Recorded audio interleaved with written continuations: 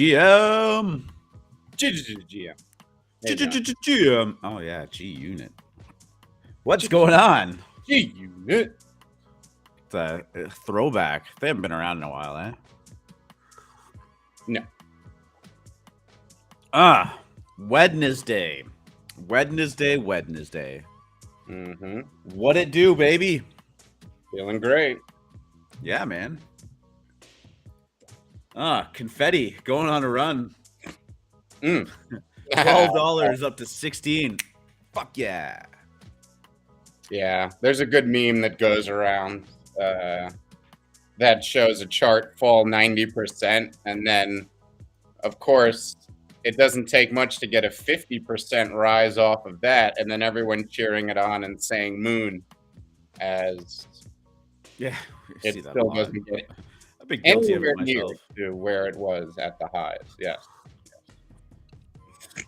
It's all right. All right. I love it around the $20 mark. Obviously, a little bit more around the $40 mark, but yes, sir. Yes, sir. Mike Track, GM, Crypto Cosmos, Chipper, season 3. Yeah. Bomber, Nabis, Mr. Sandman. Love you guys. What's going on? You want to know what just dropped on Apple Music? Give me a hint. Lemon.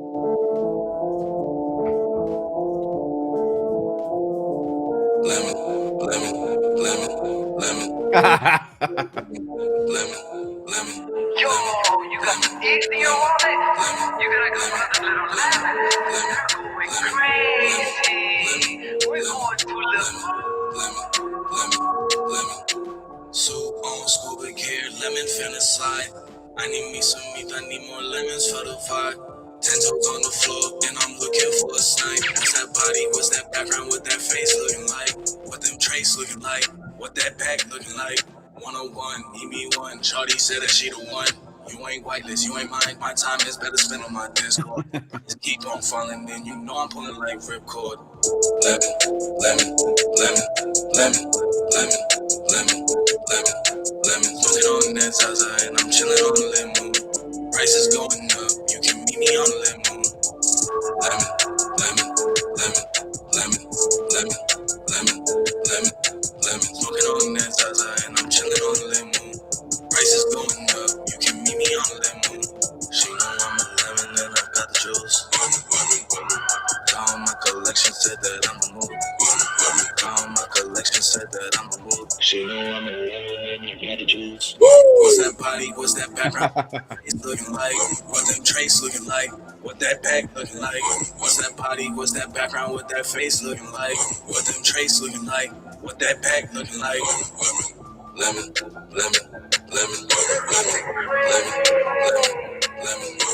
Smoking on that Zaza, and I'm chilling on lemon.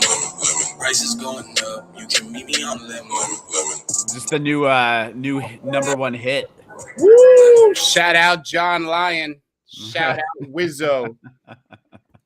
Shout out 13th Element with the banger. Let's go. Yeah, it's pretty legit, actually. I was feeling it. That was made in the same studio that Nipsey Hussle used to record in. This is a legit song. This ain't Is that right, eh? Oh yeah, you did tell me that, actually. Yeah, there's big things happening behind the scenes, but we don't. Yeah, we got to keep it. We keep it measured. Man, some of the people in this NFT world are just so talented. You'd be surprised who's the lemon. You'd be saying, hey, little Lemon Lofton. Shout out Kenny Lofton. You guys, you don't know what's happening behind the scenes. People don't even get it. Can't even say. It's fine. Of all of the people that you tell me would be a little lemon, Kenny Lofton would probably be lowest on the list, just randomly. FMC is turning 22 next month. Thank you. Oh, nailed it. How old is Lemon? 22. Is it your birthday next month? Yes. April? Please tell me it's on the 20th. No. Damn. Could have been perfect. Price is going up. You can meet me on the moon. My ball's 42. GC, are you 42? It's all good. Oh, I forgot to turn the music back on. Can't follow it up after that lemon song. All right, man. You ready to get into it? Ready to do the thing? GM, D-Gens, and welcome to episode 101 of the AlphaMint Morning Show. It is March 30th. The show is hosted live on YouTube and Twitch TV, and of course recorded for Spotify. I am your host, R2 D-Gen, and I am joined with me, as always, every single morning, FMC. Hey now. Hey now. Yes. Yesterday was an interesting day. Didn't quite get a ton of life back in NFTs, but there's some projects that are doing extraordinarily well. A couple mints going pretty well. Impostors doing its thing, hitting 1.5 ETH floor pre-reveal. We've got some, the biggest Azuki sale ever. That bull market somewhere, my friend. Always a bull market somewhere. That Azuki sale, that single Azuki sale, if no other Azuki sale had happened yesterday, would have put it like 9th on OpenSea volume, which is pretty crazy. So we're going to talk about that in a little bit. But of course, there was a gigantic hack, $622 million extracted from Axie Infinity's Ronin chain. That's a pretty big deal. I think it's the biggest crypto hack ever for present day value. Some in the past would be worth more now, but that's not how we're going to look at it. But yeah, how was your Tuesday? What was going on with you? Well, nothing much. It was like you said, it's been dead in existing NFT collections for the most part, but there are some bright spots, and this is really just a response to Spot. All right, where we rallied up to 3,500. I think 3,470. I forget what the exact top was, and now we've pulled back off of that, which is very healthy. 3,500 was the next resistance. We didn't want it to just keep running up. It makes the chart more and more precarious if it doesn't take, pauses and move sideways a bit. So that's what we're seeing right now. The S&P is consolidating above the 200-day moving average. We've been talking about that moving average for a while. It's now chilling and consolidating a bit above that. Crypto, I do believe crypto is going to decouple here. This is another thing, and the point I wanted to make today about all markets is with Russia effectively pulling out of Kiev, it looks like tensions are really ramping down over there. I think the most sensationalist inflation numbers are behind us. I think things are going to start trading more to their industries, more to their own particular beat. And I believe crypto is going to decouple here from macro markets as long as nothing surprising happens. Obviously, unexpected geopolitical, everything gets, risk off again. It's a different story. As far as it looks right now, I think crypto is going to start doing its own thing again, irrespective of what markets are going to do. So we talked about last week, crypto and basically Bitcoin hitting its local all-time highs for correlation to the S&P, and you can almost I think almost look at that as a chart in and of itself, right? Like it's going to hit its all-time highs, and does it stay there? No, like you get a pullback from its like coupling. And then before it starts doing its own thing. Is that like a weird way of looking at it? Like that's kind of how I visualized it myself.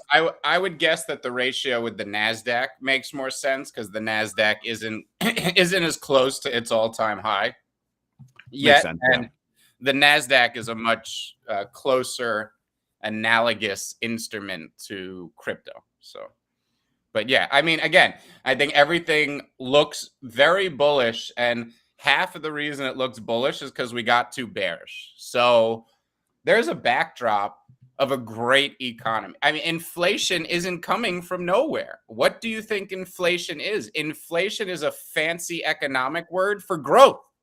That's what inflation is. It's growth. Now, when you grow too fast, it can cause issues, and that's what the Fed is here for, and that's what everyone's worried about, and we can all see it. And we don't want prices growing faster than our paychecks. That you want them to stay in lockstep, so to say.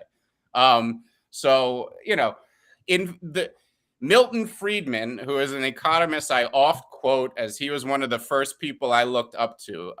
He is famous for saying that the good parts of inflation come first. So there's a backdrop here of the strongest Western American economy in our lives. And as the headline risks give way, that is what we are going to be left with. That is what people, that is going to be the story for X amount of time. I mean, given everything going on in the world, I do not think it is clear sailing through all-time highs and we are just rallying from the rest of the year till Christmas. I think I think we are going to get up to the old highs. I think we may briefly breach and hit 5,000 on ETH. I'm not as bullish on Bitcoin. I do think the ratio is going to, not that Bitcoin's going to fall, but I could see Bitcoin getting into the 50Ks and staying there versus ETH actually getting to slightly new highs.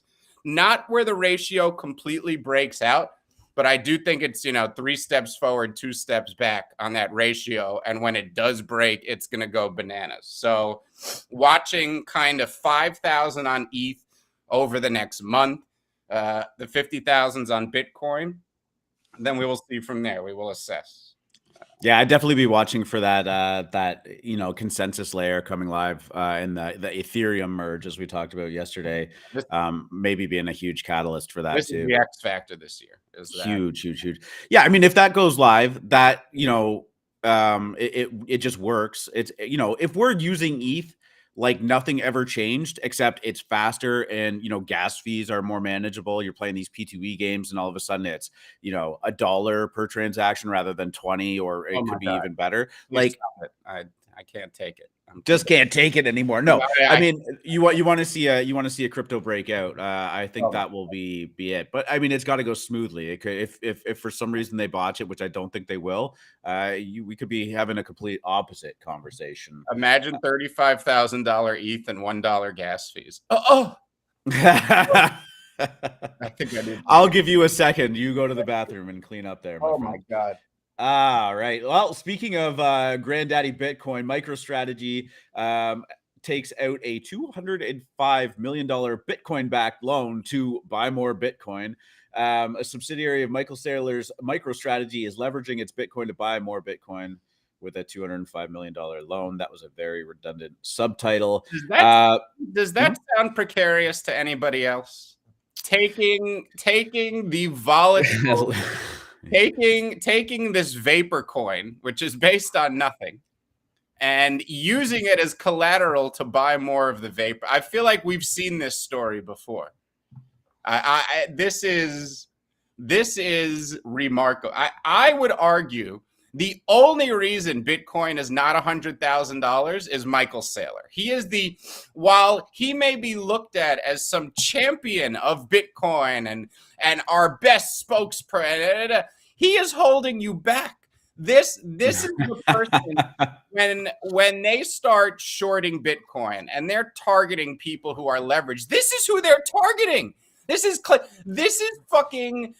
is Lehman Brothers level of leverage here. He is using his volatile collateral to buy more of the same volatile collateral. This is mind-bogglingly stupid. Some hedge fund is one. The crypto market is remarkably small compared to remarkably small. The moment some bank decides we're getting into crypto and we're going to build our stack by shorting it first, I'm going to put this guy the fuck out of business. They just got to get it to 23K and this guy's creditors come and knocking. You don't think 23K is possible? Michael Saylor is a lunatic. Absolutely. Oh, yeah. I mean, 23K feels like a far shot off right now, but we were getting perilously close there over the last couple months with that big depression in it. I mean, we're putting some distance in it now. But I mean, hey, MicroStrategy may be one of the biggest, if you exclude Satoshi, holders in the world of Bitcoin. They are now up to almost 130,000 of them. I mean, personally, I'll full disclosure, I am a MicroStrategy holder. I am long on them, but I just remember hearing Michael Saylor talk in a podcast, and like I agreed with some of his points, like maybe drank the Kool-Aid a little bit, but backed off out of it. But my main thesis was just like, this guy is fucking crazy. and I kind of want to bet on it. So I mean, it was just I threw some money into it. It did very well. I mean, the stock got up to $1,400 a share. I should have sold it then when it was like trading at a huge premium over the Bitcoin holdings. But you know, I diamond handed a little too long. But hey, it was in it's working this out. PFP. Okay, in 100 years, psychologists are going to study this and realize the cry for help that it was. I know that we joke around about, you know, laser eyes and da-da-da.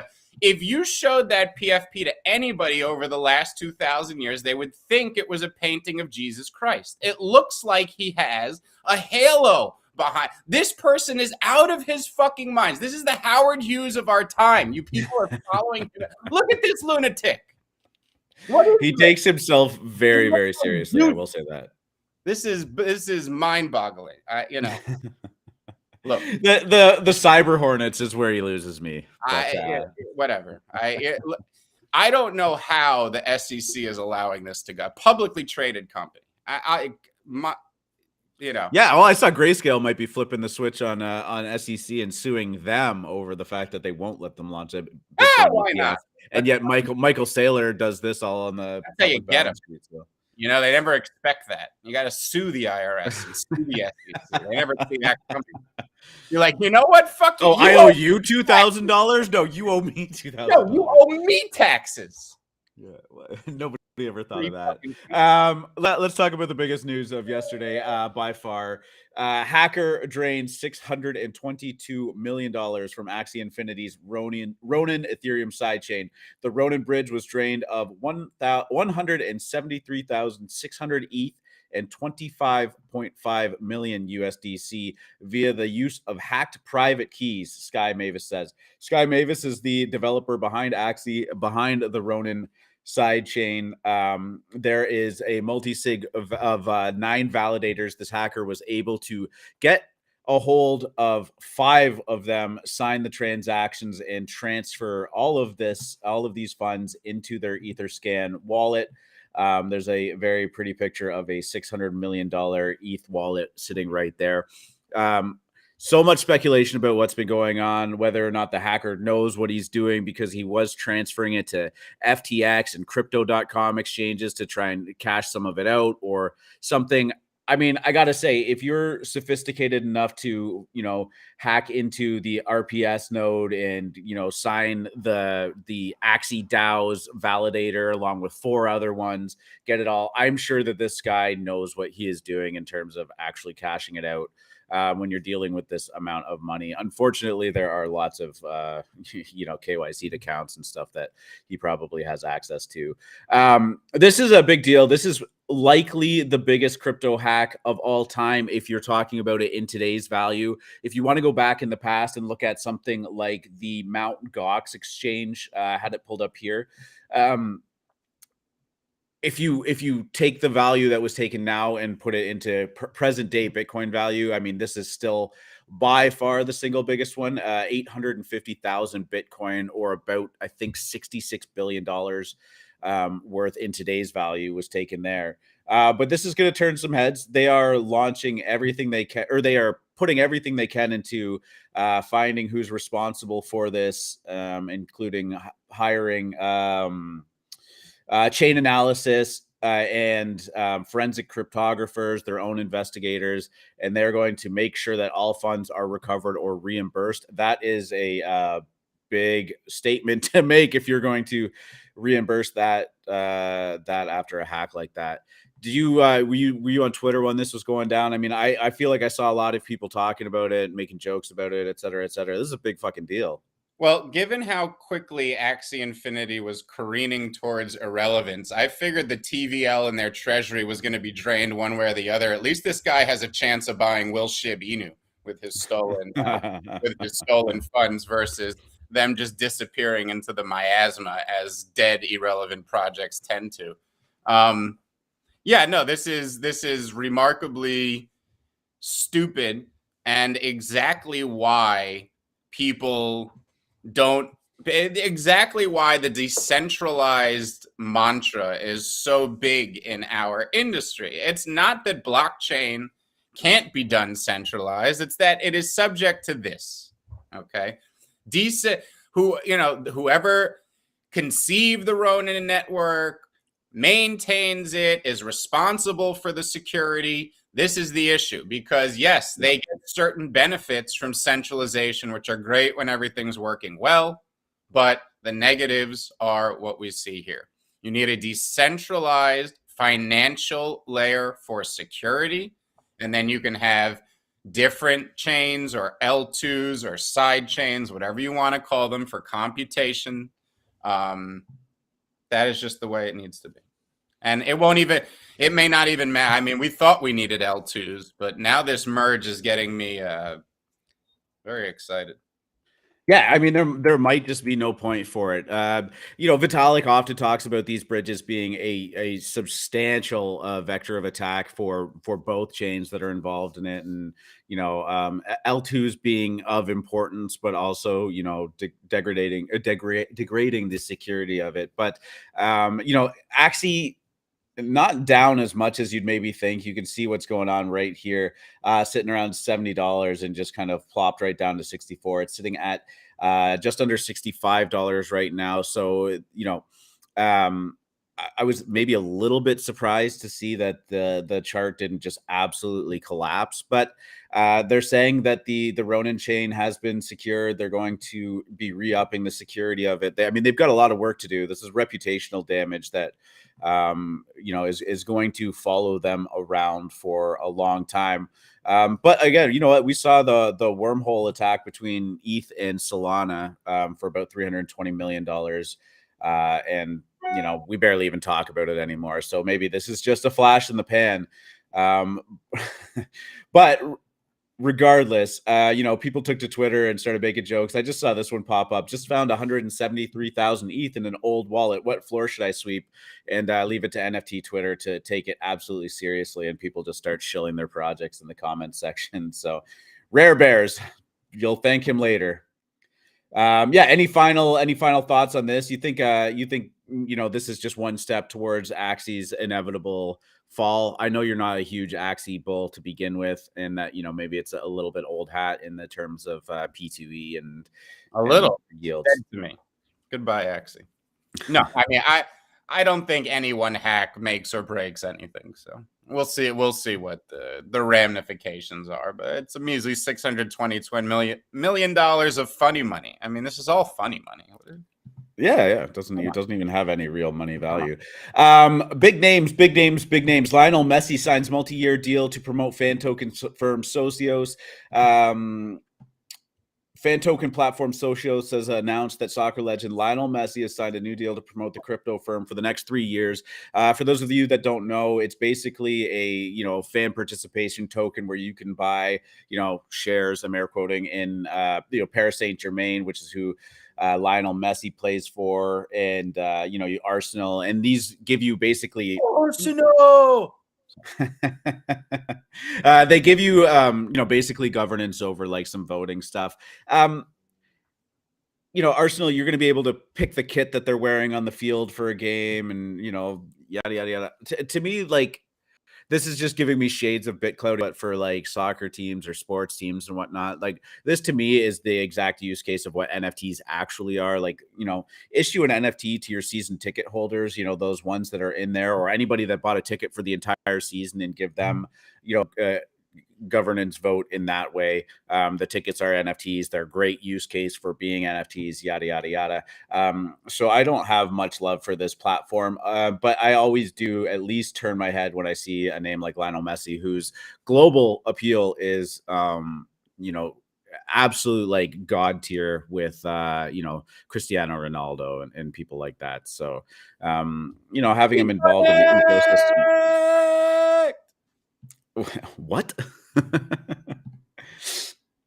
Anyways, have you ever seen Socios or anything like that? Is he a lacrosse player? What does he do? Yes, very famous lacrosse player, world renowned. But keep an eye out for that. Lacrosse since college, so this is irrelevant. Did you actually play lacrosse? No. Oh, could say, little known fact, isn't that lacrosse is our national sport in here in Canada? Is it? Yeah, Correct me if I'm wrong, but it's not hockey. How could I correct you? You're Canadian. I'm saying anyone, not I just ask you. I'm so fascinated by Canada. I ask you questions all the time. Yeah, hit me with a Canada question.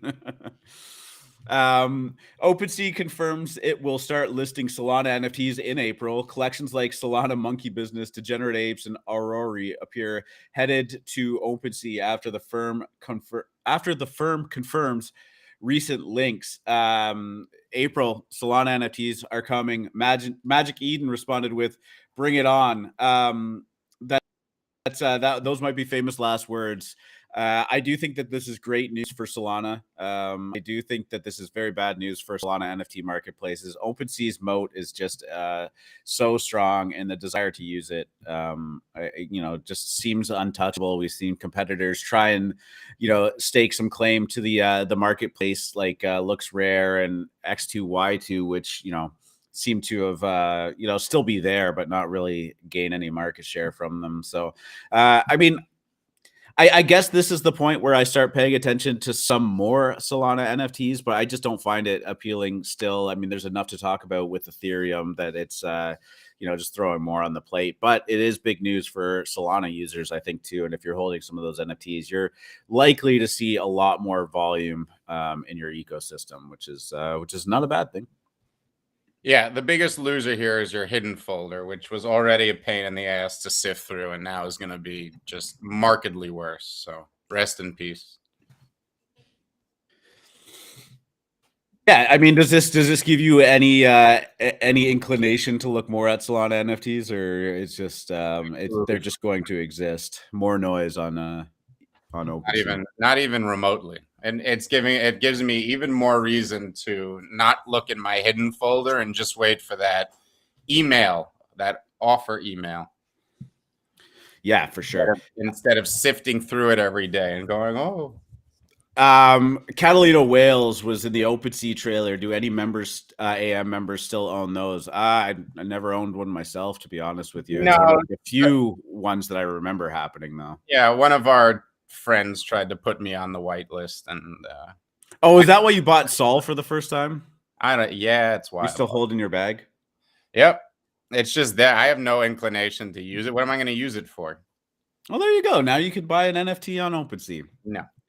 GC Music saying I'd never, ever buy a Solana NFT. Probably same, man. Probably same. And Dikenza saying praying for OS servers. Hey, I mean, that's probably the biggest point that should be made here is that we oftentimes criticize OpenSea for how they handle the volume just on Ethereum NFTs, and maybe opening this bag is. Yes, I'm sure adding the 7 NFTs traded on Solana on a daily basis or what's going to.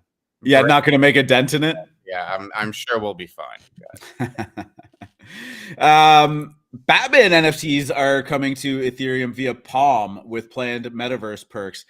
And this is what gets me. The 200,000 Bat Cowl NFTs will draw from Batman's comic book history and provide the Bat Cowl. Yeah, the mask. It's the mask. It looks like a Pez dispenser. What is it on? I thought these were NFT Pez dispensers. NFT Pez dispensers. I mean, I could probably get on board with some NFT Pez dispensers.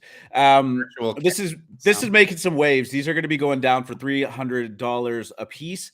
But I think the most shocking thing is the 200,000 of them total. This is a huge supply. I think too big, and for a huge company like DC, and this is being done through Warner Brothers, to be pricing 200,000 of them at $300 or a $60 million raise seems a little crazy to me. Oftentimes we talk about, some of these NFTs like Macy's or Gucci or Pepsi, or, some of them are free, some of them charge a little bit. Budweiser, in the grand scheme of things, there's a barrier to entry in that you have to actually pay some money to get them and whatnot. And that's great. They're not raising a whole lot of money compared to, their balance sheet and all of that stuff. We're talking maybe a couple $1 million at best. Sometimes $60 million is a lot for Warner Brothers to just be jumping in here and being like, boom, we're here. I wonder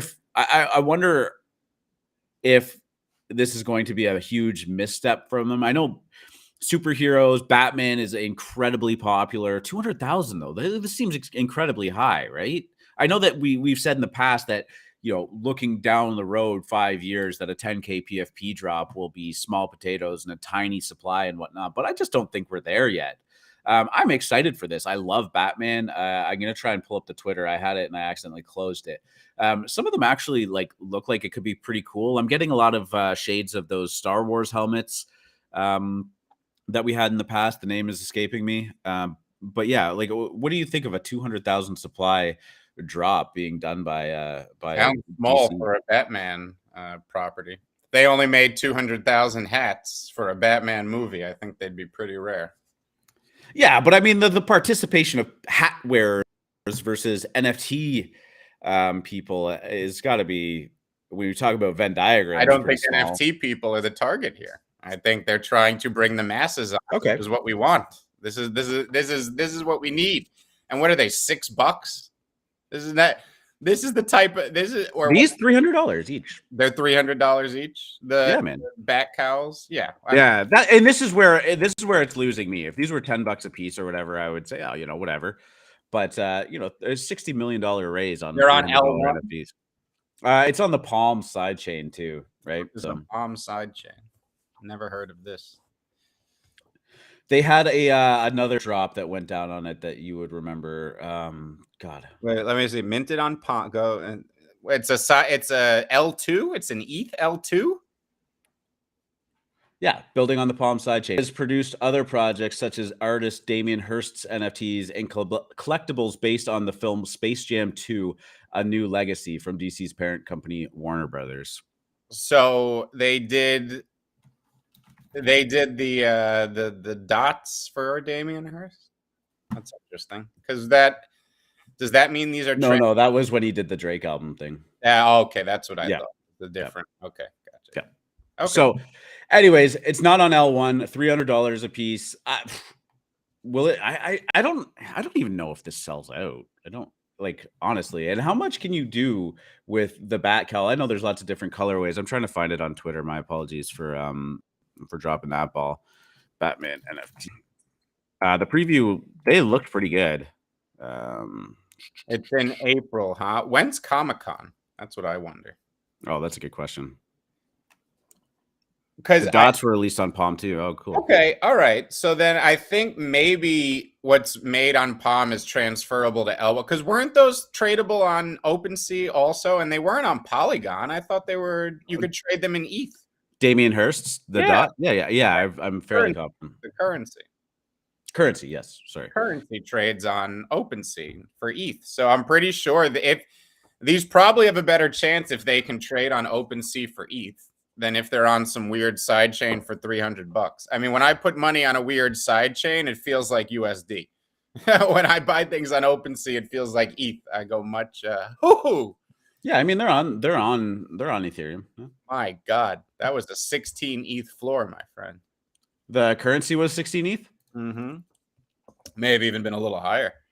What a summer! What a man! Summer if you're liquid, that actually is probably not a horrible price to be scooping one of those up to hold for a couple of years. I will say this until it comes true in a few weeks, but generative art, that is where you should be skating right now. The problem is you have to buy something right now that's dead with no volume, and you don't know that there is nothing that is scarier to somebody who buys and trades NFTs than skating to where the puck is going to be. I say it on this show like it's an easy thing to do, but very few people are willing to allocate their precious ETH to something with no timeline.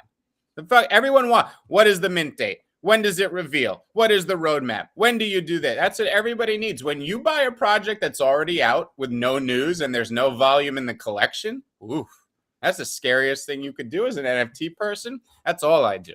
Well, I mean, and for every project that, catches this crazy, goes to 40 ETH, 50 ETH, there's going to be a graveyard of other generative art ones that just never find any legs. It is a scary proposition.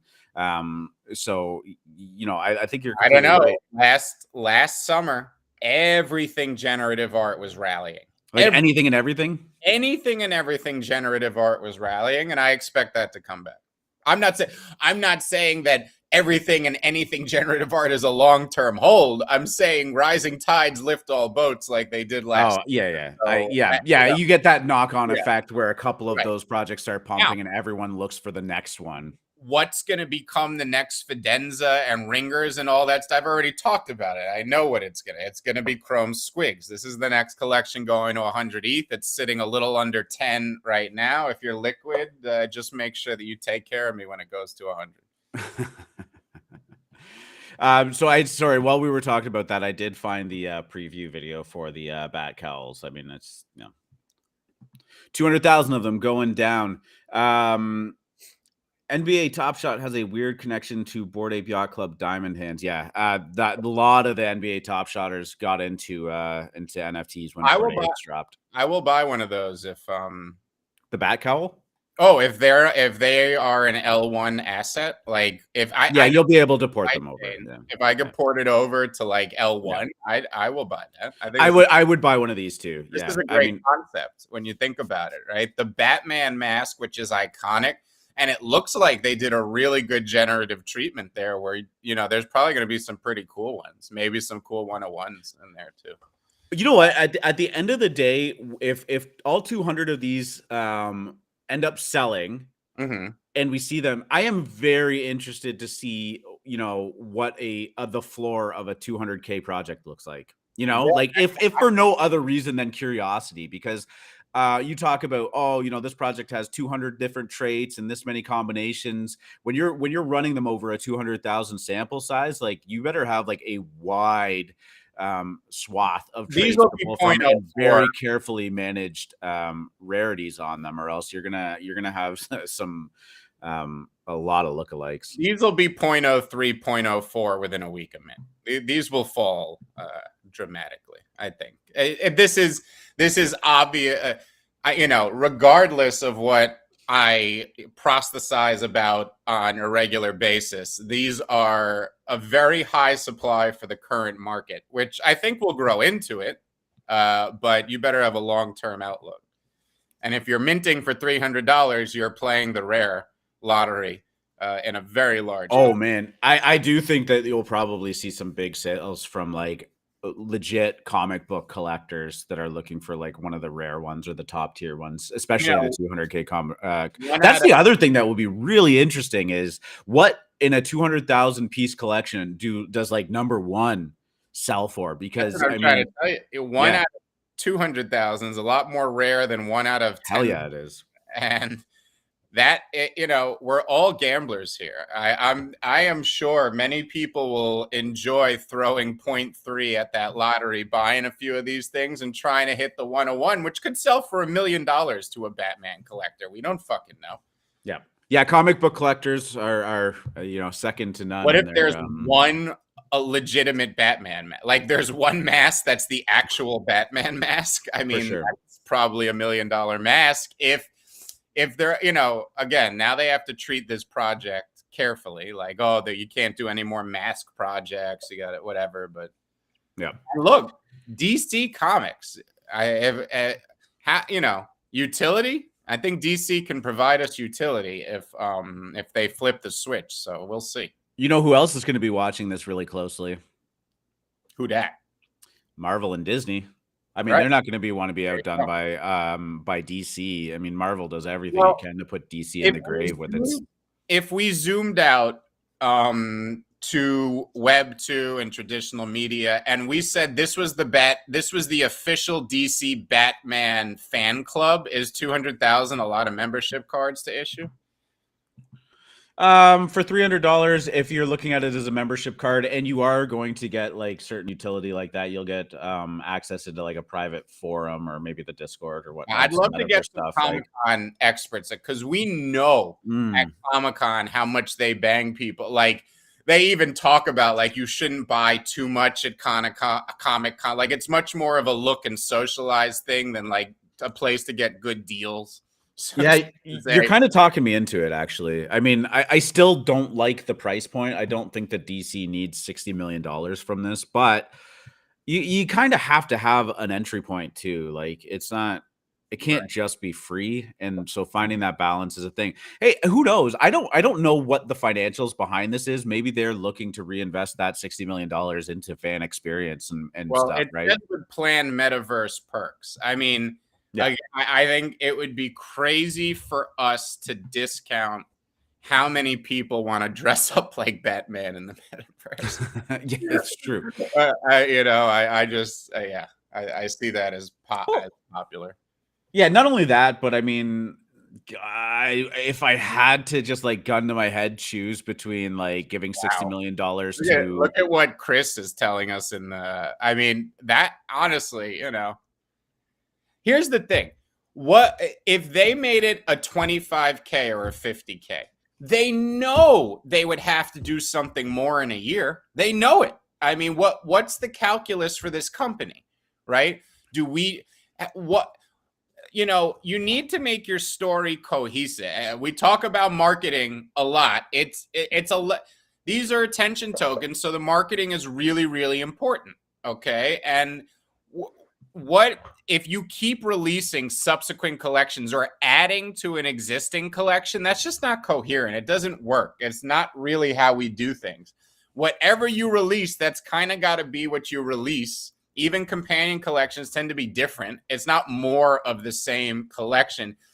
DC has to think how many people, I mean, there could potentially be millions of people that want these. Millions. 3 million, 5 million, 7 million people around the world that want these Batman things. And look at it. Literally, the collection plans to offer access to a private DC Universe fan forum featuring behind-the-scenes content, select fan events, physical collectibles, merch, and more. It's DC Comics. I mean, I get that given where our market is, it looks like a high supply and a cash grab.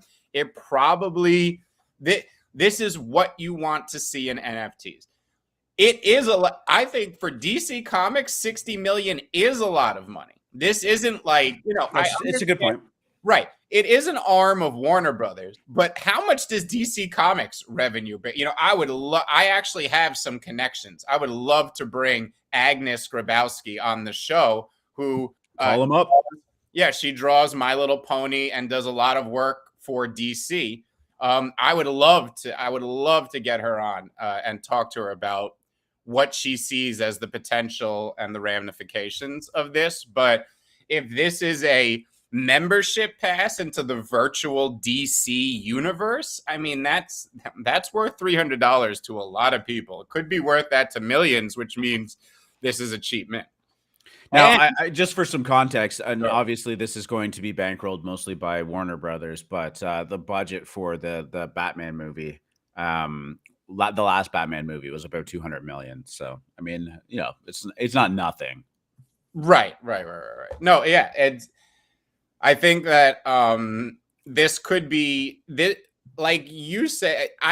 It would be surprising to see it sell out fast. I feel like this would be a creeper. Like people wouldn't understand it the same way all of us, because the majority of your customers right now are NFT people. Every NFT person looked at it the same way, right? Like, like that 200K supply side chain. Like we all had the same reaction. No, honestly, you've actually talked me into this too, because when you talk about it being that access pass, which is what we talk about every single day with the importance of NFTs, it's access, it's community, it's membership, it's commonality between people. Oh, you have one of those too? Cool. Like, you look at these Comic-Cons, how big of a deal they are.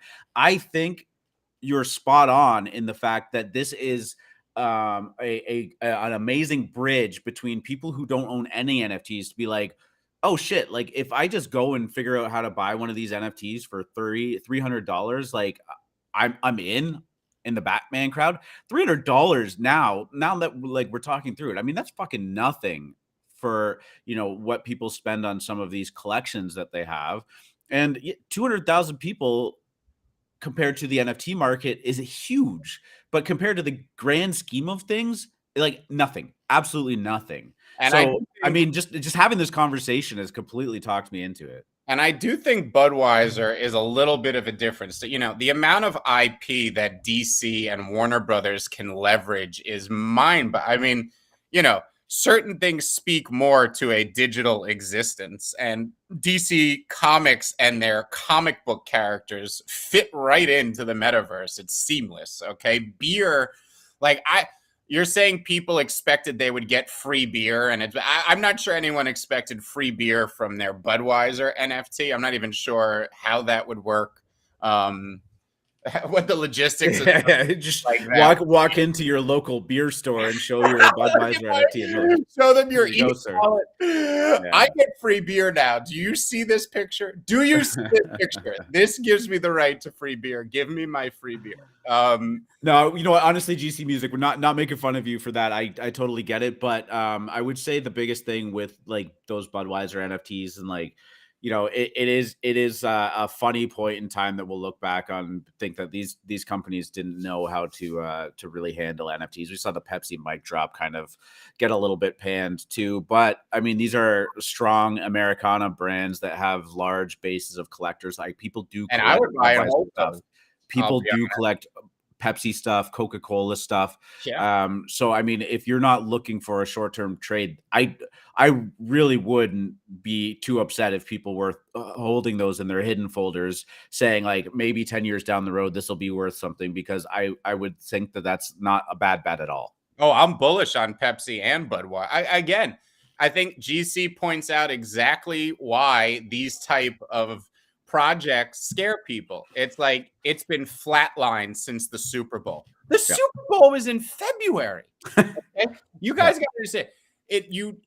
I know that we are programmed to not want to hold things for more than a few days, and I'm not even saying that that's wrong. It is a strategy that can work in this market when you're doing it correctly, and that's what you're focused on.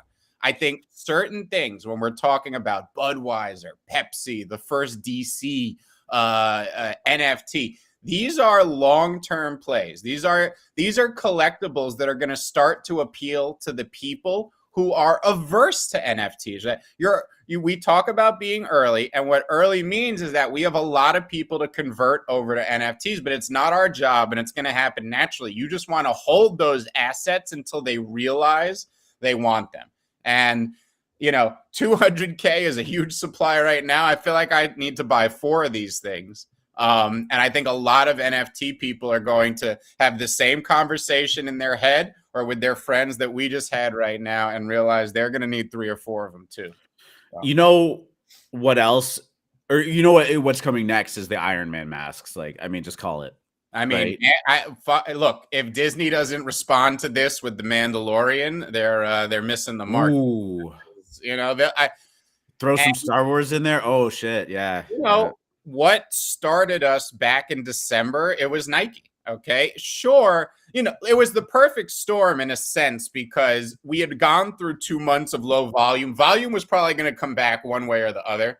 And then you had a bunch of celebrities buying apes and Nike cashing us all out of CloneX. So that, you know, those two things really spurred what that end of December, you know, early January bull market looked like. And I think Disney coming, I mean, holy shit, would that make headlines? A Mando, a Mando NFT drop. And yeah, I see these things happening. So throw 10 one-of-ones in there that get you an actual mask that they'll send out to you. Sell out. Nah, I'm gonna have to go watch the Mandalorian. And again, the more utility that they throw into these, the more access that they throw into these, the more that it's going to appeal to normal people. Yeah. And the more that this will become a gateway NFT, because people will take that step to have exclusive access into a brand that they love. You know, you throw a Disney Mandalorian NFT out there and you get access into their, you know, a special event that they're throwing in their, you know, their Star Wars themed area at Disney World. Like, I mean, it's just game on, right? Like we're going to see stuff like that. And remember, if it's $300 now and, you know, the brand continues to grow and become bigger and bigger and bigger, that's more people that want access into that stuff. And this is basically like a mint pass. So it's really cool. I'm glad that we got in depth on this conversation, because my initial like knee jerk reaction to this was just like, okay, cool. Love Batman. I think based on the preview video, they're going to do some really great stuff with this, but $300 at 200,000 drop. I'm like, whatever. And like, you know, this is why we have these conversations, right? And it's not to talk anybody into things. It's to like grow that mindset of like, yeah, this is actually could be a huge deal, and maybe 200,000 isn't that much. It just what is dilutive in the short term is a supply crisis in the long term. There's 1 million wallets by last count on OpenSea right now. And with, I'm sure, an average of at least 1.5, if not closer to 2 wallets per customer, we're talking about 500, 600,000 individuals trading NFTs on OpenSea. Is a 200K collection large for that? Of course. And it may not even, when you sit back and go to 33% of people like Batman, probably. I saw everyone talking about that fucking Batman movie ad nauseum when it came out, the whatever with that kid, the werewolf kid. And the werewolf kid. I forgot it. James Patterson. Robert Pattinson. Thank you. No, so if that, honestly, I would argue 33% of crypto people probably do like Batman. But okay, yes, it's very large supply right now. Do I think corporate entities moving into the NFT space is bad? Absolutely not. Our job right now is to buy history because we're here early. Their job is to legitimize our industry. And then at the end of this decade, we get to sell everything back to the masses at 100x markup. That's our job. This is what we're doing here. I think that these type of things are exactly what you want to see. Corporate America moving into NFTs. It's not going to ruin what's here. It's going to force what's here more underground in a way people like. You're always going to have the decentralized option. You're always going to have the MFer type projects and launches that represent this punk. And they can't take that away from anybody. No. That's the thing. Not in this space. Yep. So that's it, right? Let these things come. It only helps us. It only helps us. You don't have to participate in it. There's always going to be the pureness that we've loved there. It's going to make that more valuable. It's going to make it more valuable. And like I said, you know, if I was going to hold one PFP project through this next art phase that I think is, because I think, you know, PFPs, while people are predicting like some massive bubble that never comes back, I don't think that, but these are rolling cycles, right? And we just went through PFP fatigue. I mean, let's call it like it is. How many PFP projects launched between December and the beginning of March? And it's just people are screaming for utility right now. All right. And that's what they've been getting in the most recent drops. And soon that's going to shift over to, it's summer. We're all going back out to the Hamptons. And one of the funnest things to do from your Hamptons hammock is buy really expensive JPEGs and turn to your friend and go, look, I just bought that for $1 million. Yeah, no. It's a JPEG. Yeah. I love that. This is what the summer is made of now. Showing the fancy JPEG you just bought on your phone. So I do think, though, one of the PFP projects that will shine during this period are MFers, as I think the higher echelon is still going to do well. I think it's really the small and medium PFP projects that are going to suffer. And the MFer, the next ones to be crowned, I think, are going to do well. And hell, that probably even means Cool Cats. I mean, I know everybody has a bad taste in their mouth, but we were probably at Max FUD a couple weeks ago, and you know, Max FUD it's a great time to buy. So I think there's a few projects that are going to become, you know, the next elites during that cycle. But for the most part, it's going to be an art, generative, and real utility summer. Last thing I'm going to say about the Batman thing before we kind of move on to the next segment that I have was just like, you know, 200,000. Like if I'm just doing some like really rough math in my head, just say like, you know, this intrigues 50,000 DC and Batman fans to just check out NFTs and they buy one. And this is their first NFT.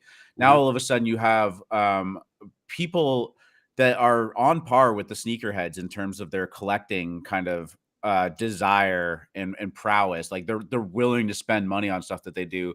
Check out all of this new collectible stuff that they have and maybe start to venture out from just DC NFTs into the greater scheme of things, you know, if that 50,000 people on average bring about $1,000 into our marketplace, that's $50 million that starts ripping through the ecosystem. It doesn't seem like a lot when we talk about a $622 million hack, but I mean, that money bounces around a lot. And that, I think that's just on the low ball. Like, we often talk about new people coming into this space. Like, I have $1,000, like, you might actually need a little more than that, right? So if you're if nothing else, you're just looking at this as like a gateway NFT. I mean, it could be a huge deal. Yeah. Oh, I mean, gigantic. I'm. Yeah, and it's not even a secret. Like, as Chris outlined for us, they specifically say it in the utility. I mean, this to me, it's an obvious buy. Now I have to figure out how to sign up for this fucking Palm thing. Just another chain I got to randomly connect my wallet to. That who knows? Well, it sounds like it's going to end up on OpenSea based on the fact that everything else does. And look, if you don't want to play the rare lottery, I would expect something with a 200,000 supply to not hold its mint price very well after mint. I mean, you know, what are these going for? 0.1, like a little under 0.1. There's 200,000. I can see the commons fucking tank. And like R2 said, I mean, there's going to be some huge sales, I'm sure, but I can see those commons tanking a 0.02. There's just so many of them, right? But, you know, get those gems out, people. What? Fuck. Sweep 10 of those things. Oh, bro. If you could, for 0.2, have 10 of those things sitting in your wallet that you're not worried about for like the next 5 years. Throw them to the hidden. Throw them to the hidden and move on with your life and come on back, you know. There you go. All right. Speaking of moving on, we are going to fill out the next round of the NFT Madness tournament. Chris, shout out to you. This has been a lot of fun. This is the last day for this round, but just going over our previous picks and the winners, we nailed Bored Ape Yacht Club and CryptoPunks. No surprise there. Azuki had a pretty close battle with Cryptodes. CyberKongs, who we voted for, actually got crushed by the Sandbox. Starcatcher's continuing its pretty strong run. Meebits and toppling Sneaky Vampire Syndicate now. Doodles, I don't know why we voted for Snappy Deals. The Starcatchers party. Did you see this? Oh, I did see that on Twitter too. Yeah, it looked like they were having a lot of fun. The FOMO Mofo Star. I'll tell you, that party may have single-handedly saved the. First of all, it was a weed gathering. They were giving out free weed. This is the world I am here for. Yeah, you're the dream. That was an NFT LA, right? Yeah. This was an NFT LA. This was one of the private party. And I will tell you, you want to know, there were influencers trying to get into the Starcatchers party who could not get in. They would not. There were influencers who they refused at the door because they just walked up thinking, "Oh, I'm me. Of course I get no. Where's your NFT, bro?" And look. Come on, Mr. Influencer. You could have hopped on your phone and had one of these things in 3 seconds. It's not like they're sitting at 10 ETH. You know, you're going to easily gotten into that. But think about that, right? On a normal day, you're like, oh, I can't get into this. 0.2? Oh, fuck, sure, I'll get into that. Can you imagine if they told you it was $600 to get into the party that night? Like, you just walked up to a random party. They were like, yeah, $600, please. You could pay more for a good dinner, honestly. Yeah. People will pay more for a good dinner, but do you think that people would pay that? Like, I remember when. But you don't have to hold the thing. When parties would ask you for $15, you'd be like, "What are you fucking $15 to get into this fucking party? Are you out of your mind?" But it looked fun. Like, I had a lot of homies who went there, who looked like they were having a fabulous time, and I'm being cheeky about it, saving the collection, but it looked like a really good time. So, you know, Starcatcher's beating out the SVS. Hey, if they're building community, that's very bullish, right? Like, if people are going to these parties, having fun, sharing it on social media, we talk community all the time. This next one, I would say, and Chris, I don't know if you think this is to me the most shocking first round, or is it the second round loss? Second round beat, yeah. Doge Pound. Doodles? What's that? Sappy Seals to Doodles. Doodles crushed them. Chris, doesn't that one surprise? I would have thought at least the Sappy Seals would have kept that a close race. That community's arfed out of their mind. Yeah, you know, I was wondering why we voted for Sappy Seals. Now I'm remembering this conversation that we had when we were doing it. I am shocked. I really am. I'm shocked. Wait, V friends. what about top? We can't make our new votes on the first two? What's that? We got to make our new votes, right? Yeah, I will. I'm just going over the last round winners. NBA Top Shot getting beat by the Doge Pound. A little surprise there. V Friends messing up Oni Force. So this is going to be a good matchup there. Art Blocks, Axie, Art Blocks and Creature World moving on. Roboto's beating Loot. Crypto Dads coming out in full force, crushing World of Women. MFers moved on over Bored Ape Kennel Club. That just seems wrong in today's day. I would. I gotta be careful what I'm saying there. Yeah, that I'm just. Cool Cats beating Dead Fellas. Mutant Ape Yacht Club rolling over Punks Comics, and then Clonex taking an L to Lazy Lions. Again, this is a community vote. Tropics, get your ass up here. Explain. Yeah. Not retweet. Tropics did not. Yeah, no, he did not put enough time in there. But that's a big loss. Lazy Lions running over Invisible Friends and Clonex. I would have said out in first round, but here we are. I mean, Nike.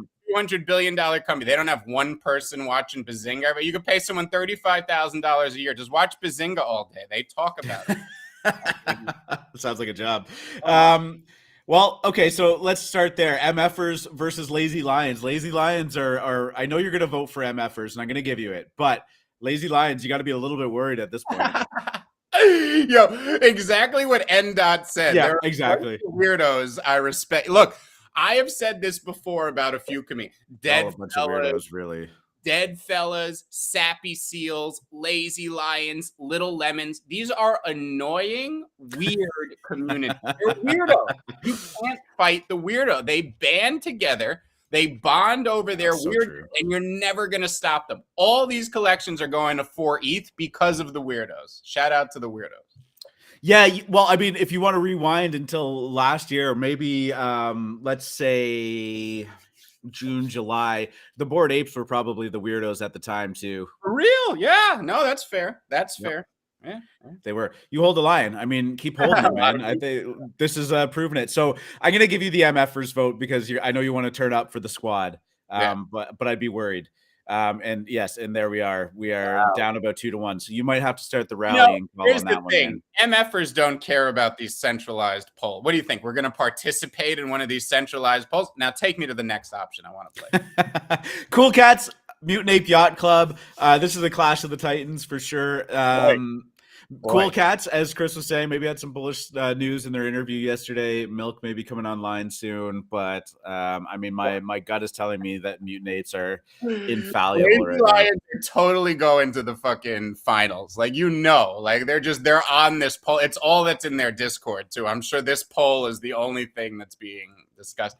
This is an easy choice for me, and I actually think it's going to be an easy win for the team as well. This is Mutant Ape Yacht Club. Rest in peace, Cool Cats. Ooh, Cool Cats making a battle of it, up 60-40 right now.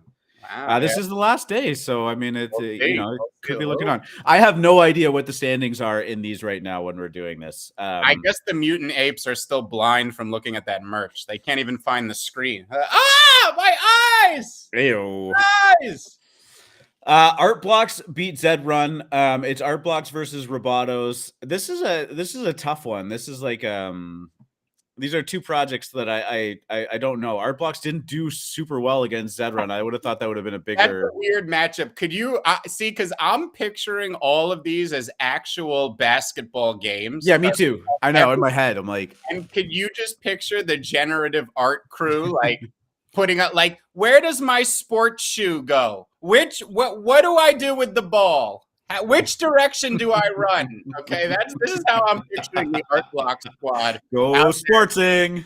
Dead Run, just a bunch of athletic fucking studs with those giant giant horse feet, just running up and down the court. I'm gonna have to vote for Art Blocks there. Yeah, I think so too. We're helping the underdogs right now. We'll say that. Creature World versus Crypto Dads. I mean, based on what I've seen from the dads, it's gotta be. I have never thought that I would vote for Crypto Dads to win anything in the history of the world. But as they go up against a project that is the ire of my existence, and I shouldn't say that. I don't give two shits about this project, but I do know that Creature World is about to be flipped in a violent, hilarious, and memeified way by creature toads, as there are now a mere 240 sales left until that occurs. Staking goes live today. Shout out to Semper. Shout out to Creature Toads. Please click that goddamn Crypto Dads button and put Creature World out of its misery. There we go. It looks like the rest of the Crypto Dads squad is doing it for them. Thank you. Weirdos. I gotta okay. So let's go with the obvious ones here. CryptoPunks versus the Sandbox. I'm gonna say CryptoPunks all day. I mean, yeah, that's not Sandbox's fault. They got a tough matchup there. So they're putting in some work here, but I think CryptoPunks is gonna pull that out. And they are like the 5-1 favorites if we were doing the pre. They had a lot of confidence after beating CyberCons, which makes sense. I mean, this is a favorite here, and they walloped them. This was a surprise, but they come out of the other end, a lot of confidence. Still, you're going up against the best, right? I mean, this is the number 1 and 2 seed here. So. Yeah, we're going to talk about Star Catchers and the Doge Pound. I'm surprised that the Doge Pound has made it this far, beating NBA Top Shot, but Star Catchers and Doge Pound are either whoever's going to win here is going to run up against the Juggernaut in the next round. I'm going to say Star Catchers. I own some Star Catchers. I like them. I don't even really know what the Doge Pound is. So what are you thinking? Same thing? Good to go? Which one are we doing? Star Catchers, Doge Pound. Star Catchers. Easy. Yeah. Bang it. All right. They are, up about 14 points there. All right. These two are the big ones. Let's start with Doodles and V Friends. Gary V's squad is they love showing up in full force, but Doodles is an NFT force is in and of itself. I said force a lot there. Both of these teams absolutely crushed their first, the previous competitors. So we have two very confident teams. Yeah, but they're coming in. They're seeing they know they're playing a competitor right now. Is this going to be a close 50-50, or does one completely choke under the pressure of going up against another? I don't know. I'm voting for V Friends here, as I hate Doodles and their color palette now because of all the derivatives. Let us see R2.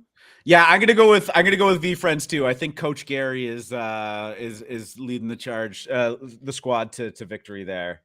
Oh, wow. Doodles in the fourth quarter up a little bit there. Get out there. Wow. It's not over. There's a close one. I expected this to be close, so I'm not surprised to see Doodles up by a bit. I would have been more surprised to see a blowout in one way or another. So, and this is the big one. Now, remember, this is a community vote. Bored Ape Yacht Club, they're hanging out with their models in the club and stuff like that, while Azuki is putting in some serious work to hit that 20 ETH floor. We're going to talk about the 420 ETH sale after this show before we wrap it up. This is a tough one. Like, if we're actually picking the winner here, this is hard. This is going to be like that scene in one of those movies where, like, the karate guy comes out, he stands in front of you and he goes like, "What was he doing?" And he starts doing like all these fucking fancy. Oh, and then they just do like one punch and the guy's out. And the ape just looks at him nonchalantly, punches him in the face, and he falls to the ground. Bored Ape Yacht Club is going to destroy Azuki. I don't even know if Azuki is going to have one vote on this poll. Let's see. Go ahead. Okay, we'll smash the Bored Apes button. Okay, in his prime. You're right. You're right. Punch. I got to lead up to it a little bit. I can't just say, "Oh, yeah, Bored Ape." I'm a little surprised that the disparity is as high as it is. I know Bored Ape is like you said, Mike Tyson in his prime. So there we go. Filling out these polls know one fucking thing, and that's Bored Ape Yacht Club. All these other words mean nothing to them. What are these words? I'm gonna say based on this run and just absolutely sticking it to Azuki, Bored Apes are going to be hard to topple in the finals, but Lazy Lions looks like they are putting in some serious work along with the dads. They're going to give Bored Apes an issue, and again, because it's a bunch of weirdos. I mean, don't bet against the weirdo. And they're not. And no, they're not the same type of. Why do I dislike Creature World so much? 2 words: Danny Cole. That is why I dislike Creature World so much. Okay. And WoW, World of Women, I love World of Women. I was trying to say that I would have never voted for Crypto. I would have gone World of Women all the way. Love WoW.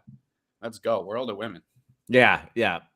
All right, that's a lot of fun. Next round will be starting tomorrow. We'll bring that up later in the week and continue filling out this bracket. But hey, it's a lot of fun to do it. Let's talk Azuki now that we're on the topic. Azuki sitting at just over 18th floor, bouncing back from that tumble down to like 15, 16. No big deal for them. Yesterday, one single sale put them in the top 10 on OpenSea volume if no other sales happened. And that is this one, number 2 rarity, Azuki 9605, sold for $1.8 million or 420.69 ETH. I mean, this Azuki has been making the rounds. We can trace it back to the beginning there. It was minted, sold for a cool 2.74 ETH shortly thereafter. Pooptopia is probably full of cope right now. That's going to sting a little bit. But yeah, from there, we sold for 120 WETH offer to Trayvault. Trayvault then turned around and sold it a mere 2 months later for 420 ETH, a 300 ETH profit. Absolutely incredible. And this is by far and away the largest Azuki sale we've had. I don't know what this means for the value of number 1, but Azuki is crushing it right now. You know, shout out to the hero who's bidding 14.4 ETH right now. Well, hey, we've seen enough fat fingers. Yeah, I mean, Azuki, again, they are moving up the rankings to, I have the rarity sniffer there, number 2 on the I gotta say, now I associate Sneaky Ninja Pants with that one that was just on the screen. That girl holding whatever, a broom or whatever she was holding. Which one there? That Sneaky Ninja. This one? Right there. No, the girl. The one with the expensive one, not the cheapo weird one. Oh, the floor one. No. Well, you just left. It was you missed it again. That's all right. Okay, tell me, warmer, colder? It was the one with the background with the white fireballs in the background. Oh, okay. This one. The first one on the page. Yeah, this one. Yeah.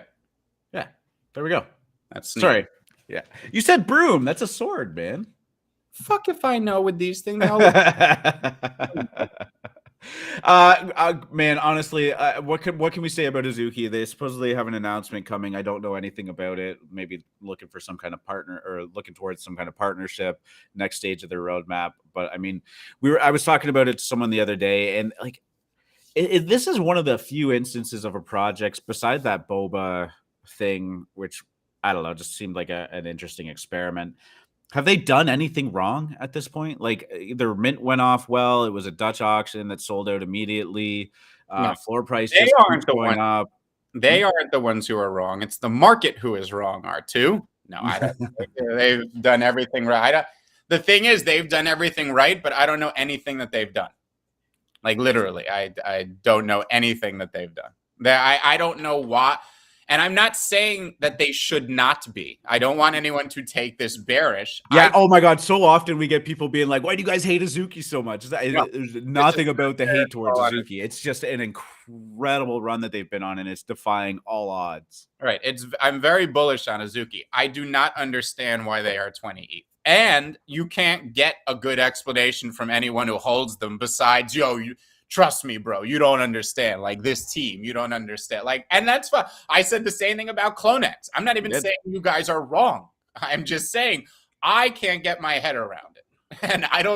And that spread is going to close somewhere. Either I'm going to figure it out or this thing's going to go to 0 and we're going to be proven it's going to close. And I don't know where it's going to close.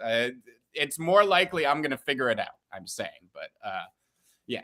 And Omelt is asking me about the Lemons Q2 roadmap. And this is the same thing I said about Pixel Lemons. I am bearish on announcements. All announcements. There is no announcement that I am not bearish on. I am bearish on all. I think all announcements are a reason for people to sell. Always. Like, I don't like NFT announcements. You know when NFTs rally? Because they rally for no reason. People come into the Discord, guys, what's that? The pump. What's that? Why are we pumping? Why? And everyone's like, I don't fucking know, because someone bought a bunch of these NFTs. That's why NFTs go up. The reason NFTs go down is because teams do things. Teams need to do nothing. This is the thing. Everyone's like, devs do something. No, devs need to do nothing. Announcements are the most bearish thing that could happen for NFTs. So I think everything, and, you know, I can't say a lot anymore about lemons in that sense. I am very bullish on what the Q2 roadmap items mean for us long term. I am bearish on all announcements from all NFT projects in the short term. I think it causes sell pressure no matter what. And I think that we're about to go into a bearish period for PFPs. Well, let's move this conversation away from lemons for just a split second and think of, like, what is the last time that somebody said an announcement is coming, that announcement happens, and then things just go crazy for it? Most of the catalysts for these huge runs is not like a lead up towards an announcement. It's like that leak, like, oh shit, Nike just bought Artifact, it's fucking on. Like, this was an announcement. Like, stay tuned next week for, you know, on March 31st, we're going to be dropping some big news, right? Like, those big catalyst events kind of just happen. The most bullish thing for a project is saying an announcement is coming. The least bullish thing is when it comes. So that, you know, so that's how I feel. I am very bullish on the implications of this roadmap. Short term, I think that it's going to be hard for most PFP projects going forward, and it's not a fault of their own. It's a fault of the macro environment in NFTs. And I think that in July or August or September, that's going to switch again. And I think a million people will have come into NFTs by the end of the summer. And the supply that was a lot before is going to seem like a little then. And all of these PFP projects that we are in, the ones that have either real staying power or those weirdo ass communities, they're going to they're going to go to new highs. They're going to become that next crop that's going to be the new elites. But it's going to happen later in the year. So that's my big, and, you know, shout out to Season over there. Yeah. Kaijus. This is why I love kaijus. They are the epitome of under promise, over deliver. They don't like to say, they don't even like to tell you something is coming because they know what it does. This is exactly what we're pointing out. When you make an announcement of an announcement, it causes a false pump. Those false pumps cause people to buy at inflated prices that then have a bad taste in their mouth and come and FUD you in your Discord and on Twitter when the price goes down. You always want to avoid that. Slow and steady. You don't want large pullbacks. Yeah, that organic growth pushing up, it's fine. It's fine for things to trade sideways for a while. I mean, when did Lemon Friends drop? December? Like, we're 3 months in. And look at Crypto Mories. Look at Deadfellas. Look at great examples. These projects that saw insane pumps in the summer when everything was very hot and then fell to irrelevance. Okay, absolute irrelevance, with Crypto Mories falling to 0.05 during the last bear market after topping out at 0.4. They fall to 0.05. And then they ended up getting up to 2.5 ETH during the last run. And now they've settled back to 0.6. And I think they can get to 4 or 5 on the next PFP run, whenever that comes. And, you know, this is the road for these very small, weird, organic projects like that. Nope. Anya, T-minus 1 hour and 8 minutes. Yes, for those of you that are in the Star Wolves Discord, we are going to be doing an AMA with Charlie, Free Market, and NVO, answering some of the questions that you guys put in that AMA chat. It's going to be fun. Roll it for a while. Yeah. I'm excited. To be fair, NDOT, I was not talking about Lemons. Lemons did not do that. All they did was say that their roadmap was coming at the end of the week. That, to me, is not an announcement of an announcement. No, that's just saying that you're going to get something on a the only other option would be like you just come out with it on the day. I really don't think that that's what Lemons were trying to do. I was expanding out that perspective and using it as a template in a generalized sense. But my only point with Lemons is no, I don't think there's going to be some crazy pop off of the Q2 run. Do I hope there? Sure, I would love for there to be. I hope I'm wrong. You never know. You never know. I mean, crazier things have happened. I just don't think there's going to be a crazy rally off of the roadmap. That's all. I'm excited to see it, if for no other reason than to just yeah, again, you know, see what Cenarius has been toiling away with. Yeah, I agree. And there was a pump for Pixel Lemons, but you have to understand that Pixel Lemons weren't an announcement of announcement. It's literally why he conceived the project. The reason that he conceived Lemons was because he wanted to see the Pixel Lemons running around the metaverse. This is literally exactly what Drop Acid has told us on multiple spaces, was that the first phone call he had with Cenarius's dream from day one was to have Pixel Lemons running around the metaverse. That was the goal of this entire project. So it was the reason Lemons were conceived. That was and is the Lemon roadmap purpose. It wasn't, he didn't like mint them out, come up with this idea, and then say, haha, let's announce these with 2 months out, you know, with a month out and get the putt. No, that was the community who I cautioned. All I did was come on this show and say, do not buy Lemons because of Pixel. I don't know how many times I said it. People kept asking me, oh, Pixel Lemon pump, Pixel Lemon pump. I'm like, no one's buying for Pixel Lemons. And if they are, they need their head checked. If anyone's out there telling their friends to buy because Pixel Lemons would pump the price, they need their head checked. I think a lot of people wanted it to be like a second NFT that they could peel off and sell, not really realizing that you can't do that on a new project because you just extract too much of the value out of the underlying NFT as well, right? You're fractionalizing it and it doesn't work. You will never meet a bigger lemon bull than I am, but I will be honest with you, especially about the short-term price move. I mean, I trade for a living, right? And this is it. So I will always be honest with you about where the short-term direction of price is. But guess what I've been doing the last 2 weeks? Something I haven't done in months, buying lemons, right? And I have a lot, but I know that they are a discount here based on what's coming. But, you know, this is a market. There's not only the macro concerns of like what's the overall market doing, but there are short-term effects like the ones I just said, that no matter what the news is, unless it's something, look, if they came out and were like, we have a deal with Disney, the Little Lemons TV show is launching next year, of course we would rather. That's a surprise. This is something the market could never expect, right? That's different. Surprises move things in both directions. Okay, but that's not, this is not billed, at least as what we know to be that. I mean, hey, I would take that in a hot, please let us know. Disney, do it, Disney.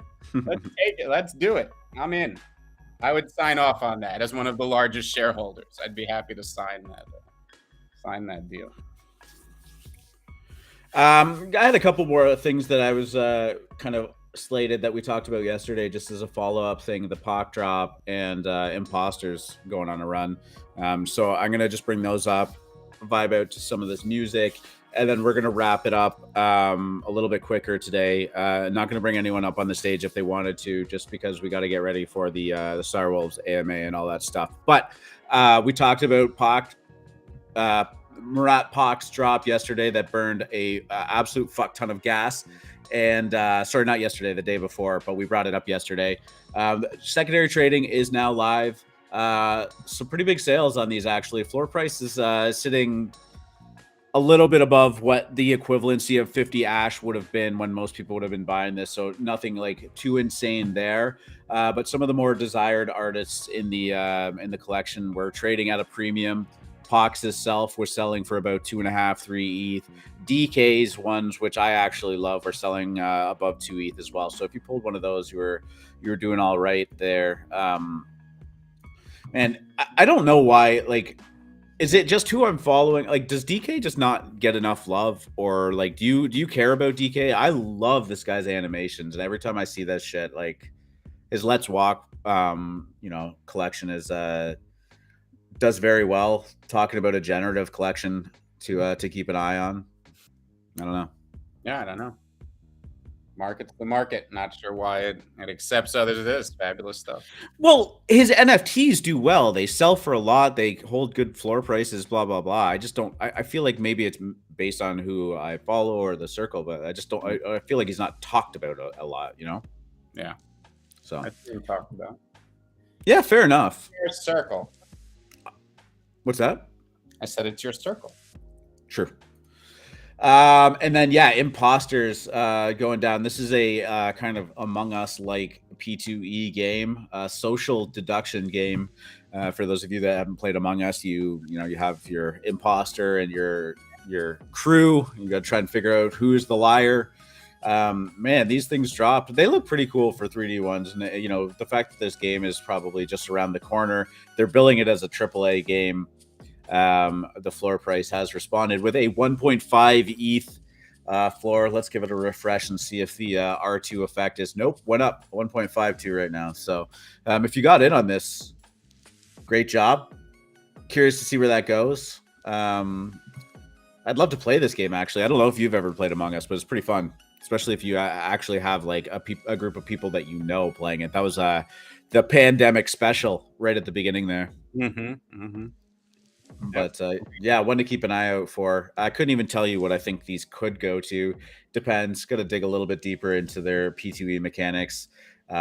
This type of game and system is ripe for the picking in terms of cosmetic wares, which could also be NFTs. Buy it for the native token, etc., etc. So keep an eye out for that. They do have a couple of other drops coming relatively quick. You're going to get a UFO mint and a pet mint, and then a materials mint. So a lot of times we talk about like doing these derivative collections and whatnot can be too soon. I don't know how the price is going to respond to something like this, but if you've played Among Us, you know that you can have a little pet that follows you around,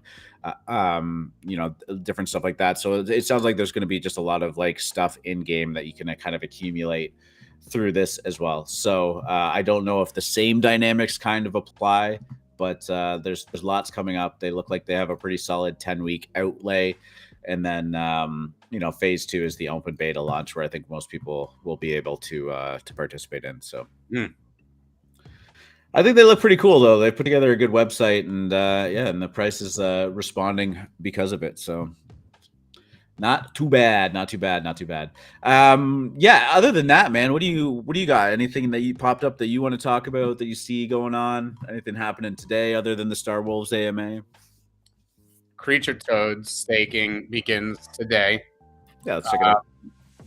So again, I just went on a rant about how news tends to be a bearish event. Now, this will be slightly the opposite, only because it couldn't be any more bearish.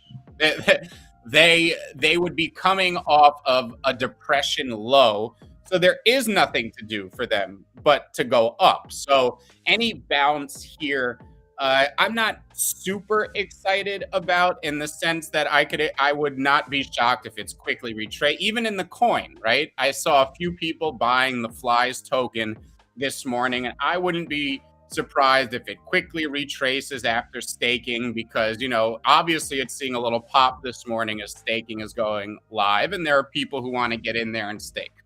This is a meme, okay? As everything is, and I talk about that theory all the time, but distilling it down to my thesis here, this is a meme, all right? It's a meme for many, many reasons. And eventually, I don't know whether it's going to be today, tomorrow, a week, a month, or 6 months from now, but the popular culture, crypto Twitter, the miasma, they're going to latch on to these. And for many reasons that I've outlined over time, they're going to become a meme. They're going to flip Creature World, and the token itself is going to go on a crazy ass rally. But I'm not sure it's going to be because staking has started today. And while I am wildly bullish on Creature Toads and so excited to get all of mine staked today. Again, this could just be the news comes, we've seen the little pop into it because we knew it was coming, and then as the news comes, it falls back to even, and that's just the way it is. I will be continuing to accumulate, just like I continue to buy Flies token. That is how much I believe in Semper. That is how much I believe in the history of this project. I was so happy to wake up to the rally this morning. I hope it continues. Won't be surprised if it doesn't, but very bullish on Creature Toad. Shout out to Semper. Get those babies staked today. Yeah, I'm going to stake mine. We've got a few of them kicking around. Chris, what time is the Star Wolves AMA and where? It is in the Star Wolves Discord, and that will be at noon Eastern. So coming up in just over 50 minutes. All right, my dude, you ready to wrap her up? Yes. All right, guys, thank you so much for tuning in to the Wednesday episode. Happy hump day to everyone. If you tuned in late, we talked about the crypto S&P market, just kind of trading sideways for now, healthy consolidation. Free market went on a solid rant about the insanity that is MicroStrategy and Michael Saylor. We talked quite a bit about the $622 million Axie Infinity Ronin hack. We launched into Lionel Messi signing a deal with a social token. OpenSea is brain fart. OpenSea is confirmed that they are launching listing at Solana NFTs sometime in April. Bulk of the discussion actually turned out to be about the Batman NFT drop. That is DC and Warner Brothers dropping 200,000 Bat Cowls sometime in April for $300 each, and what that means could be a big deal, or maybe just a cash grab. Who knows? We filled out the NFT Madness bracket from Benzinga. Shout out to Chris for coming up with that idea. Azuki's highest sale ever, 1.8 million or 420.69 ETH went down last night, and that project just continues to amaze me in every way, shape, or form. But I promise you, I say that with as much love as possible. Yeah, and then we just we riffed on some other stuff. So guys, thank you so much. If you're in the Star Wars Discord, you're gonna come check out the AMA, come say hi, and we love you. We'll see you tomorrow. Good luck at the tables, D-Gen.